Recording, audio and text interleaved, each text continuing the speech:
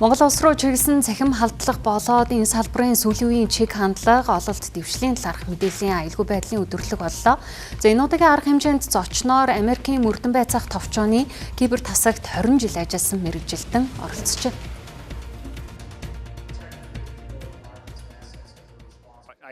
Энэ цаг үед Монгол улсад ирж мэргэжлүүдэд сургалт зохион байгуулж, мөн төр засгийн өндөр албан тушаалтнуудтай уулзалт хийсэн нь тун тохиромжтой үе байлаа.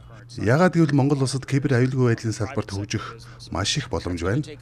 Улс орны хэмжээнд доктортой, найдвартай кибер аюулгүй байдлын экосистем хөгжүүлэх боломж харагдаж байна. Мөн хэд хэдэн анхаарах зүйл байна гэж би харж байна.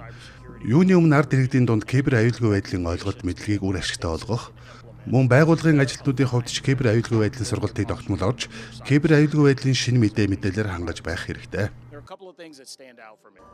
Цахим орчин иргэдийн өдөр тутмын хэрэглээ болсон. Энгийн иргэний мэдээлэлээс өгсүүлээд төрийн байгууллагын мэдээлэл цахим хэлбэрт шилжиж байна. За үүнийг дагаад кибер аюулгүй байдалд бүх улс орнууд анхаарч эхэлсэн.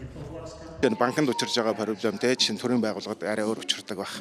Эсвэл бизнесийн байгууллагад учирж байгаа нь одоо юу гэдэг эмнэлгийн салбарт арай өөр учирдаг байх. Гэх юмштэй эдрийг хоорондоо солилцож нөгөө нэгсэндээ нэгдсэн нэг мэдээлэлтэй болж бие биенийг өрчсөн сэргийлж хамгаалах зорилготой. Төрд бол аюулгүй байдлын мэргэжилтэн гэж бараг байдгүй байсан. Арай нэг гайгүй анхаардаг нь банкнууд, өөрийн холбооны операторууд байсан. Одоо бол бүр эдгээр маань хөгжөөд ганц хүнтэй биш бүтэн багтаа болсон, аюулгүй байдлын багтаа болсон, өрчсөн сэргийлдэг системтэй болцсон, төр нь бүр бүгд одоо мэргэжлийн хүнтэй болцсон. Энэ утгаараа бол илүү сайн хөгжиж байгаа. Ер нь бол төвш жилээс жил дээрж байгаа л гэж харж байгаа.